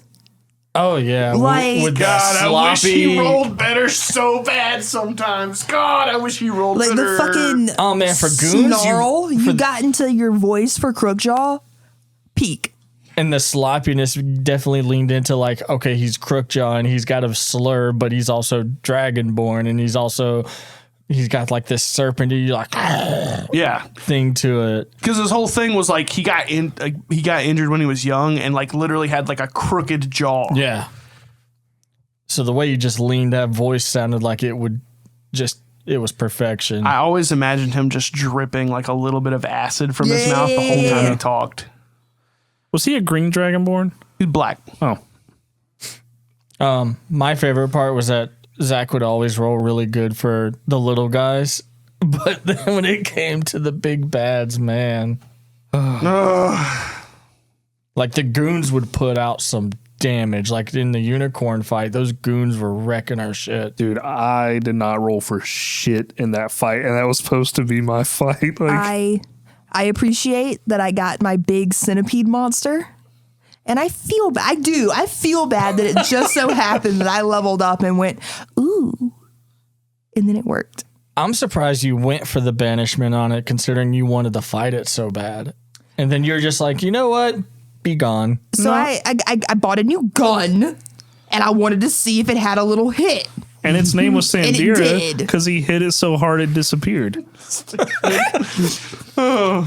My favorite Zach moment. Was it the chicken place interaction? That's a good one. The chicken place one was good. One of my favorite party interactions was tricking the guy at the teleportation circle into thinking That we were OSHA. Yeah, dude. And then swiping the badges and going, oh, fuck. Yeah, Zach had nothing planned for that. We all just like swiped and said, "Oh shit!" And we just dinged our location. Zach's like, "All right." Yeah, you got it. They got you. They on the way. Oh yeah, I love giving Zach ideas to foil our plans because he didn't think of them. We're like, fuck, we just pinged our location. I He's loved. like, yeah, you did. I love that everyone passed on stealth except Sandira, and then he pulled you all into an interaction. Which is so shitty because it was the one and I think only time Echo ever rolled well on stealth. Yep, and I said, we're actually here to inspect, and it went perfectly. I don't know why anybody was upset. We're all like mid Scooby-Doo, like crouch walking. They look at you and you all immediately just switch like construction hats. But yeah, my favorite Zach moments have always been like, Moshe, by the way, Magic OSHA. Thank you. Sorry. you've always been I feel like that's a pop artist. Moshe of the OSHA. You've always been good at coming up with names for places. You think so? People, yeah. Yes. And they're, Oh, thank God. because they're funny. They're funny names. You're just like, welcome to Pounding Potions, where you can get your shit fucked. Get on it. Like, it's so funny. I do love how well you tolerate the Dakota standard, I call it, where he goes, how many of them are there? There's like 8. And what's their names? There's rattles off 8 names. Okay. And doesn't do anything. And it gets to a point where there's an episode where he goes, how many? And you look at him and go, tell me what the fuck you want to do first. Or my favorite, it'll be like you're fighting 8 circus clowns, and he goes, does Castiel know any of these circus clowns?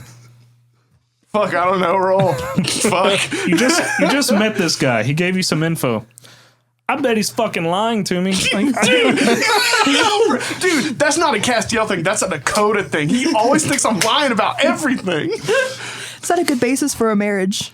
and Flowers. yeah, you always have a good way to like give characters like, even though they have limited screen time, really, you give them like a good a unique way to stand out. Personality. Mm-hmm. But I think like just stepping away from recorded stuff, I think that outside of the game, it's very clear you care a lot about the game and where it's going and everybody's individual characters and what they're doing. And I just greatly appreciate the fact that like, you know, not really a month went by where, well, it's probably like every couple months, just depending on how often we played, I would just get a phone call at work. You know, and at the time I was at a different job, but I would step to the kitchen and be like, yeah, we're talking about Sandira now. So like, you know, or his ability just to like hit us up and make sure that we're on the same page and vice versa, always making yourself available. So I think that really went into all of us being able to say, let's write a story we all appreciate. That's my favorite Zach moments. Him being a good friend. Oh, corny ass shit. But also the cold starts. I call them cold starts. But where he'd be like, all right, got what? And then It starts hurting. So guys, we're gonna get. At the end of this past episode, I believe I left it in. He goes, thank you, God, for. And then I go into my outro. Yeah. It's just your ability to take the punches and roll with them. Man. No, let's discuss the rolling with the punches, right? We did some stupid shit. And Zach would just sit there for like half a second and be like, all right, so here's options that may or may not mitigate y'all being dumb as fuck. Notice that I said may or may not. Mm-hmm. And whatever happens thereafter is based on the or. The kamikaze attack. Yeah. What about it? Lemmings? What a weird moment. Was there a lot more planned to that? You know what? When we were talking about us to big sneak through the things, fucking castle. we were talking about big things that we missed out on that I was hoping would happen. That whole thing where you guys were like, Operation Extract the Wand, and instead you all became bombs. Like, that was such a fucking wild sequence of events. It was the craziest time to use the unicorn tears. I appropriately planned that situation for me. I was good. Thank you. I thought that one through. Tyler's like, fuck it. My friends jumped off a bridge. I'm jumping off a bridge. Dude, if there was a part of the show that I could go back and redo, it would be that scene. Yeah. It would 100% be that scene. I mean, it would have different implications on the rest of it, but... Speaking of different implications, can we talk about breaking the stick? Yeah. We most certainly can. Speaking of that, Yeah. what else would have happened What do you mean? if he didn't break the stick? If you didn't break the stick, you guys would have started making gods. Like, or you wouldn't, or you put it away and wait until you need a god, I guess. But, yeah, that was the whole thing. The whole purpose of the stick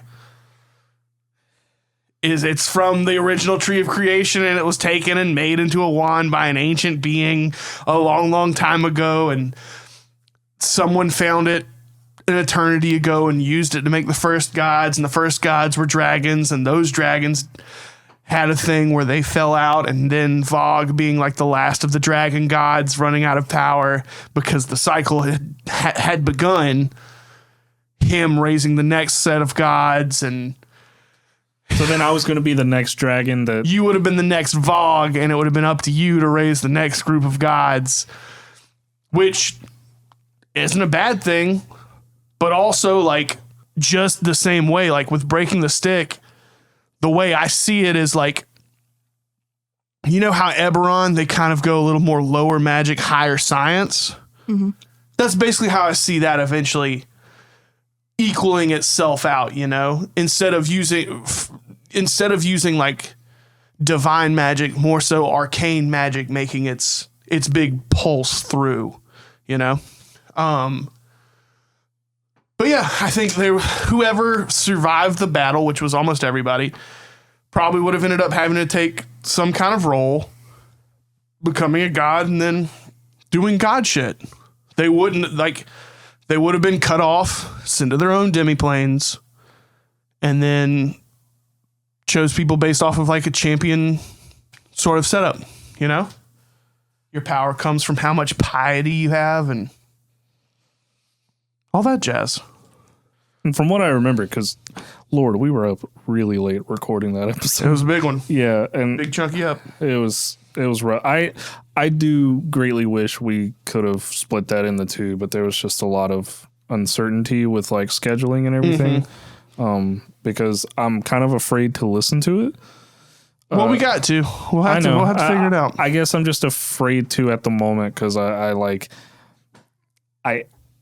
fear that I may have lost it in the last half. You know, like I may have lost performance or something, and it's a big thing. So, the only thing that I remember driving home and thinking about was like, why the fuck was Tyrion talking about not being able to have a family? He had to get sterilized to go to the Isle of Beginnings. Yeah, but I mean, like, he can still find a wife. He can still adopt. Like, there's still... It's not just a family he was looking for. It's like his family, like you and his mom and his dad, he would have been cut away from. Yeah. You know, like he would have still had you in a sense, but... Yeah, and I think that my thoughts were... We had just gone over this whole thing about like togetherness and how like we need people to help people to lead people and blah, blah, blah. And how like, you know, the whole like divine choosing was just a validation of us choosing each other over and over. And it was like, maybe there's a different way because there's always like that corruption and someone's got to be the bad and the good. And it like got everybody involved and so many people died for it that it was like, let's try something different. Let's try to have hope in a different way. Yeah. I personally think that like towards Echo's later years, I think personally, after a couple of years, Tyrion kind of feels like a regret for like pushing so hard to get his own life. He feels like this, like he gave up on a responsibility, even though it was forced upon him, that could have helped a lot of people, and kind of went for like a selfish path. And I think that after a while, he goes to Echo and they like put their heads together, and eventually they, for all intents and purposes, make like a God creating thing, you know, like right towards the end of Echo's years. Because Echo's not talking to no motherfuckers anymore. Yeah. And so like, and I think that's potentially where like God power would come back into the world, you know? That's interesting because, like, I think Sandira still played like a similar, like Vogue-ish role, but would like just kind of keep a lookout and be like, you know, if there's something like that starts to tickle the ears, or you know, I catch wind of it, like I want to go and see that person, you know. So, and like honestly, I do not remember like the last hour and a half of that session at all. Like when we were talking about like what everybody was doing and stuff, I don't remember. You basically said that you would more or less go around helping adventurers stay on the right path and finding those who are of like greatness quality, because Castiel had created a guild that would replace the stain that the Vishtari left and what Pender and Bahamut had left behind, to create a new guild that would basically remove that stain from Thistleheim. He made an uncorrupt Vishtari. Nice. And that it was called, and it kind of tied into the like name of the story of like Legends in Training. Sick. Were we still friends at the end? Did we say anything about each other? You went your separate path. I stayed behind in Thistleheim. yeah, it seemed like everybody kind of split their own way. You basically became Pishka. Yeah. Echo, oddly enough, became a Doctor. cornerstone of their community. Yeah. And never spoke to you again. Oh, sick. Yeah. And so in my mind, it's like Echo like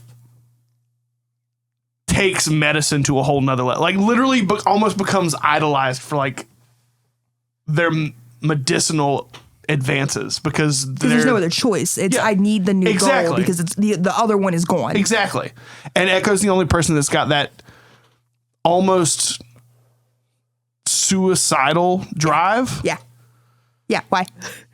And so I think that's the big push. And that's why, like, towards their twilight years, because they die sooner than the other significantly members sooner. of the I think of the party. changelings have a regular human lifespan. It's like 80 to 90 It's a years regular or something human like that. lifespan, yeah. Yeah, and I'm an elf, so I'm like, Yeah, I said something about that in the last episode when you get to listening to it. Yeah. it's going to be like 6 months before I hear it. So, But yeah, I think inevitably God's come back to yeah. Thistleheim. Because if you have the theory of that the wand was derived from this elder first tree or whatever, who's to say it can't be found again? Exactly. It's a whole thing. I like to think that Echo took the pieces of the wand with them. I could see that. As a token to always be pissed off. Or to use it as a homing beacon Yes, one with a day. witching stick. But yeah, I think I liked the way that the ending went. I like kind of the cliffhanger that it's left on, so that we can one day come back to this world. Yeah. And yeah, all in all, I think it was a great campaign. Yeah, same here. I thoroughly enjoyed it. I don't have any like real big complaints. Do you guys have any regrets on your characters? Anything that you were like, man, I wish I would have gotten to do this with the character, other than hitting level 20? I wouldn't have dove into the ground. Yeah. That was a big one. I think I would have. I don't know. I don't feel like I interacted with NPCs much, like at all. You don't think so? Outside of like I my think family. you interacted with NPCs the most. You did Outside a of- majority of the lead talking. Outside of Sandira's family, I don't think he really No, you No, you- led a majority of the conversations every time the group interacted with anyone. I mean, like, yeah, there was the whole Sursa thing. There was Leonidas. There was. You called everybody to the command room. Yeah, at the end, it was like very much like, all right, well, I'm Well, taking. even in the Feywilds, you did a lot of the talking too. Well, it was my dad. Yeah, okay, I get that. I don't know. I felt like there wasn't. Okay, so I interacted with him a lot, but I guess what I'm saying is like, you all had like this very close relationship with an NPC, and it was like I had the standard like, yeah, my family, but there was nothing like, I don't know how to describe it. Like I didn't like Echo had a Reese. And then yeah, but I think Echo only interacted with Reese maybe 5 times in total because it just never overlapped with what we were doing. yeah, You had Tyrion. You did have to. Every other episode, I'm calling my brother. And we had Gil for a little while. I wanted Gil to be good. He is now. Yes, you did it. Did he come back? Yeah. Dude. He died. No. No. He didn't die. Dude, Do you remember breaking the stick, Tyler? Do you remember making that decision? I do remember the decision. I remember thinking that the decision was like, I cannot ask anybody to make that big of a commitment for the sake of any one person. I remember thinking that and being like, there's no right way. There's just a slightly gooder way. Like that's the only way that I could see it in my brain was like, All right, as long as you remember doing it. Yeah, That I wasn't like a sleep haze decision that you don't recall. no, I recall doing that. I just don't remember. This just in. Tyler was drunk and high. I don't remember any of the details before or after. I remember fighting. I remember us doing the bridge thing. There was a bridge. No, there was no bridge. Holy shit. The wow. Yeah, I don't No, he's talking about the piece that was in the middle, which was Okay. just, which was more or less like a throne Are you room sure? of the castle. Yeah, where we were standing. Okay. Okay, yeah. It wasn't a bridge. It was like a long Hallway platform it was, thing It was like a throne room. Yeah. yeah. Where it was this long walkway up to the throne. with a hidden nursery that we never found. You remember the nursery? There we go. Okay, yeah. And we saw him like Which flying is flying in space way because later. there's the which, celestial baby that's out there. Jesus Christ. Jesus Christ, this guy, guys. And that was because they never found that baby. offspring. That's why Castiel was ready to make that sacrifice, because the inevitable would have meant protecting his newfound family, his actual flesh and blood, and the friends he made along the way. It would have meant protection for them. And that was the only thing that would have made Castiel say yes. If that baby would have been stopped, Castiel would have said, break the stick. fair. I mean, yeah, I get that. It was I will sacrifice myself so that way they may live a long, prosperous life. Echo didn't want the stick broken because it just felt like the stick not breaking was the whole build up to Echo's pinnacle. Oh, 100%. Right? 100%. Yeah. So then the stick snapped and it was like, Yeah, I totally get that. It was just like there was so much implication behind that decision where it was like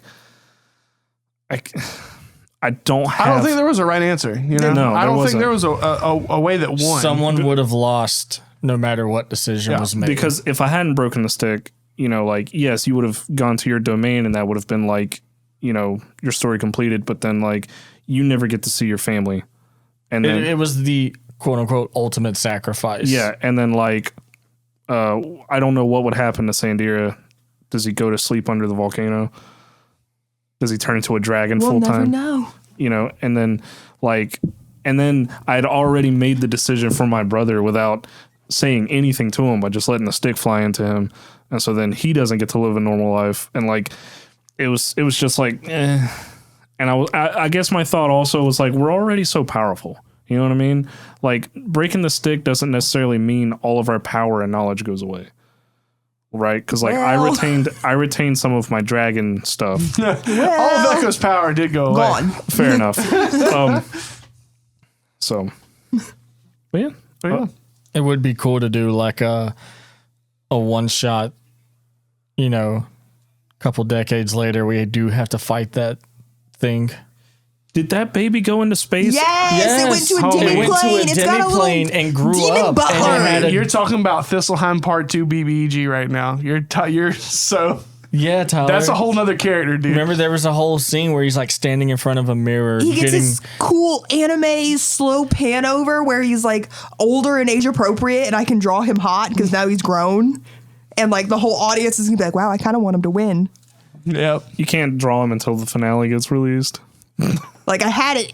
Like we had the fucking. and then he was talking to Demi-plane like existence. his demon butler that was his caretaker. He's been training like Right. every single day of his life to come fuck us up.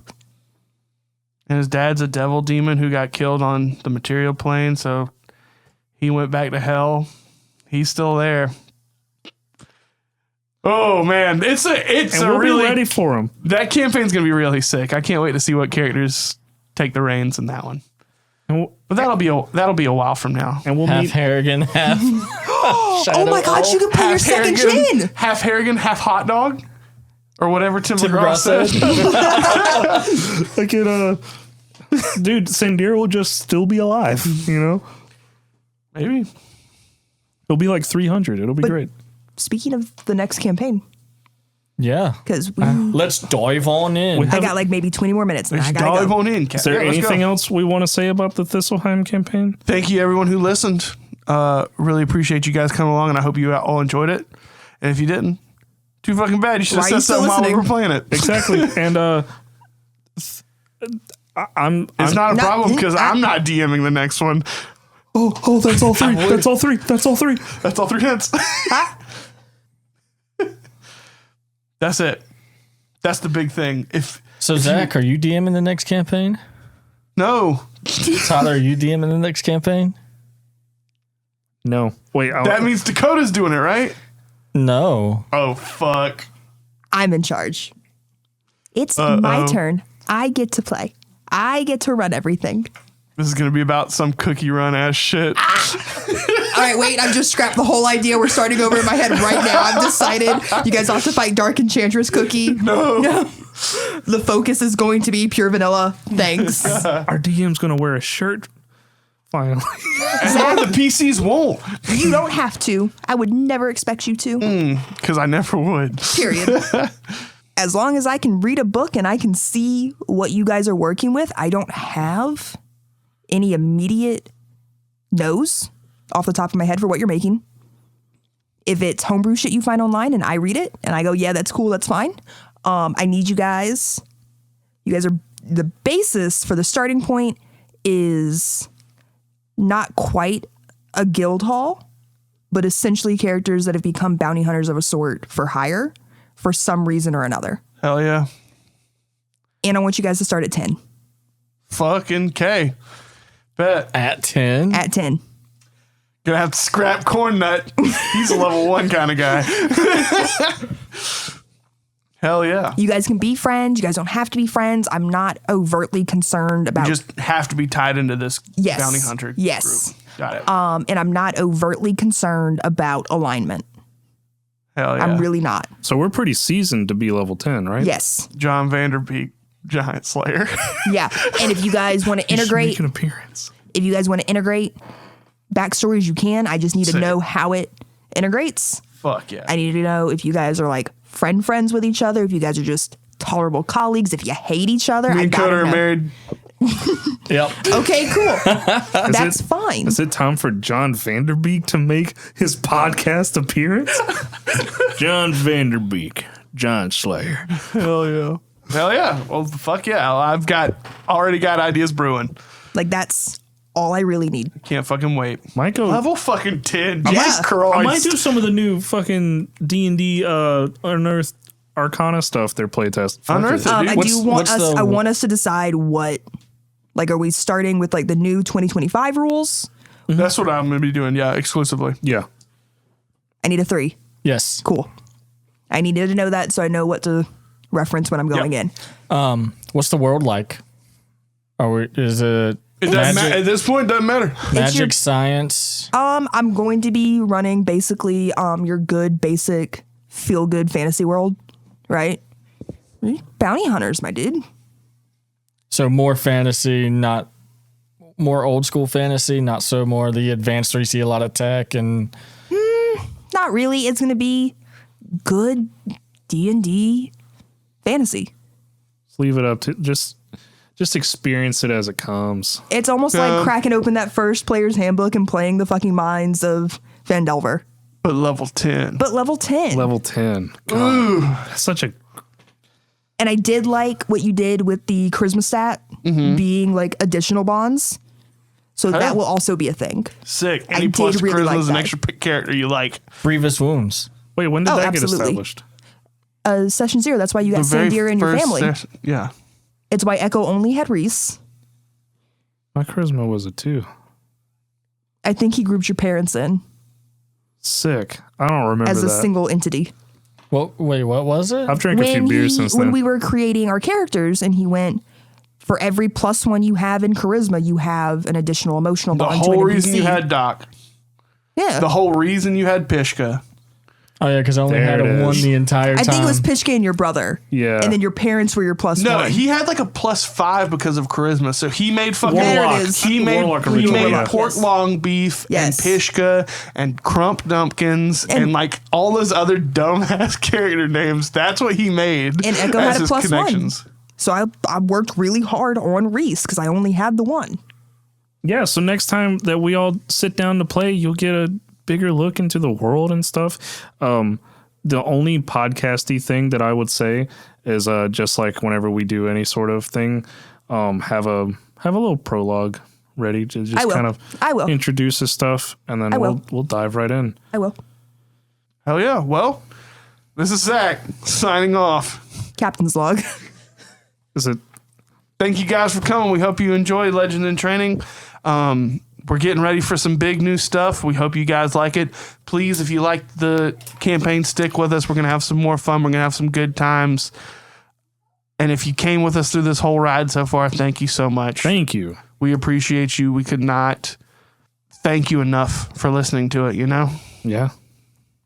That's awesome. And it's also great for us. We can go back and listen to this adventure whenever we want to. Yeah.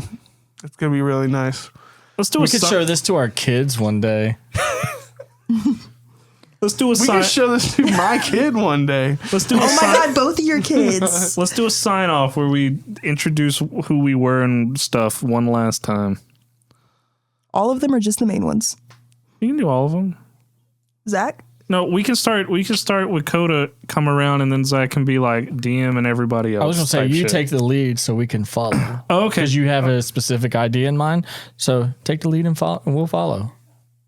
Yeah, we'll see you guys next time. I'm Tyler, and for the last time, I played Sandira, Simon, and Amicus. And this is Dakota signing off. I played Castiella Runque and Robin Woodsley. This is Madison, and I played Neo Octavius III and Echo Chambers. This is Zach. I played Silly Guy, Reese, Random NPC 1, Random NPC 2, Pinder Eldar, Miss Buns, 12 different rabbit children, Danny, Glasses, General Thunderfoot, Calamesh the Unicorn, Sandira's brother Tyrion, Sandira's father, Sandira's mother, Diane Blake, The Golden Girls. The Wizard of Oz, Vogue, Vogue's Dick, Vlad, Rasputin, Leonidas, Leonidas's Troop 1, Leonidas's Troop 2. Bye. Love y'all. Mwah.